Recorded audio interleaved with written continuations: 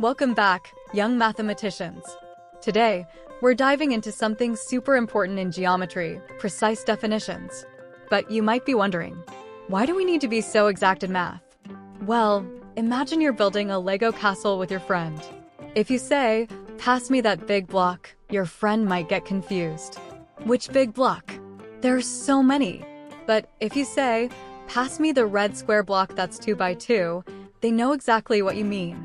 That's why in geometry, we use precise language to describe shapes and ideas, so everyone understands the same thing. Let's look at some examples. What is a square?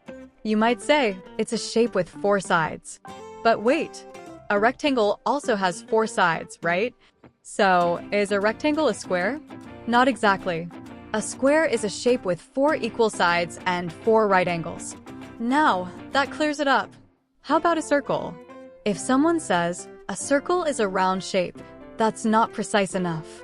Many shapes can be round, like ovals or even spirals. A circle is defined as a set of points that are all the same distance from a center point.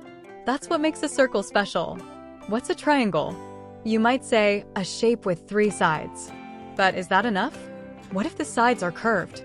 To be precise, a triangle is a closed shape with 3 straight sides and 3 angles. Now, no confusion there. Let's try one more. What's a rhombus? You might think it's like a square but slanted. Close. But we need more detail. A rhombus is a shape with 4 equal sides, but its angles aren't always 90 degrees.